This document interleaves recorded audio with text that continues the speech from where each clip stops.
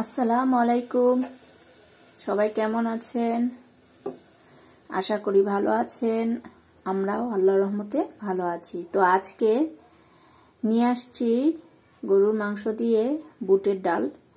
তো এই যে একটা পাত্র নিয়ে নিলাম, এর মধ্যে কিছু পেঁয়াজ দিয়ে দেব।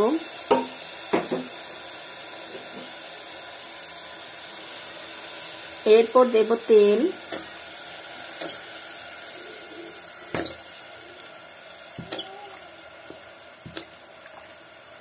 বেশ কিছু তেল দিয়ে দিলাম।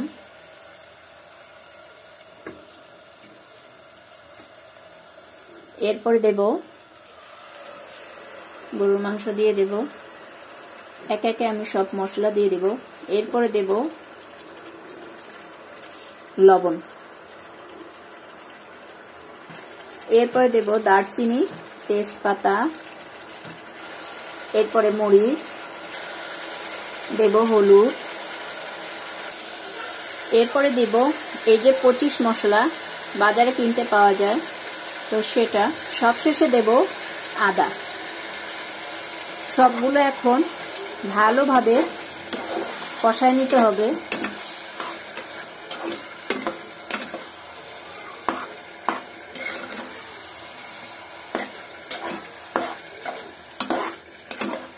এবার করে ভালোভাবে কষায় নিতে হবে।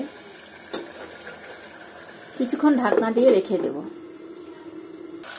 এই যে আমার খুব ভালো করে কষানো হয়ে গেছে। এখন আমি কিছু আলু দিয়ে দেব।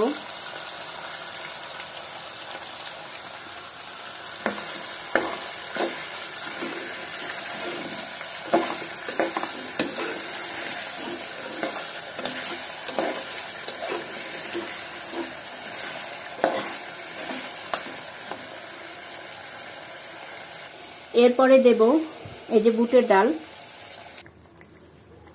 বুটের ডালটা আমি রাত্রে ভিজিয়ে রাখছিলাম, সকালে উঠে সেদ্ধ করে রেখেছিলাম।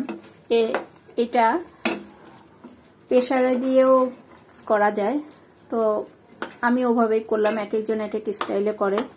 তো আপনাদের প্রেসার কুকারে যদি দেন তাও কোনো সমস্যা হবে না। তো এটা এখন আবারও খুব সুন্দর করে কষাতে হবে।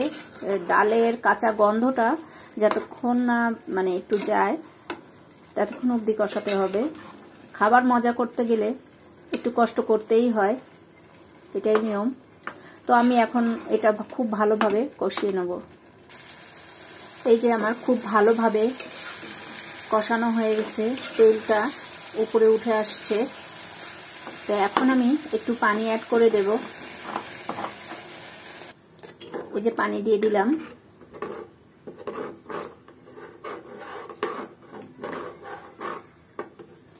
এরপরে দিয়ে দিব টমেটো আর কাঁচামরিচ।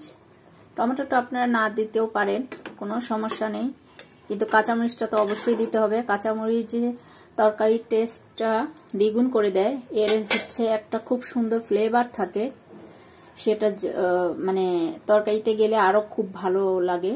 তো এরপরে দিয়ে দেব এই যে ভেজে রাখা জিরে। জিরে দিলেও খুব সুন্দর একটা গ্রান হয়।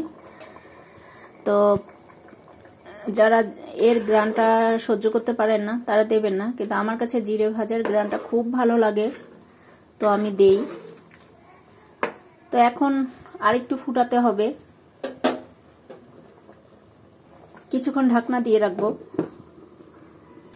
তো আলহামদুলিল্লাহ তৈরি হয়ে গেল আমার বুটের ডাল দিয়ে গরুর মাংস। একবার হলেও খেয়ে ট্রাই করবেন, খারাপ লাগবে না। তো আজকে এতটুকুই।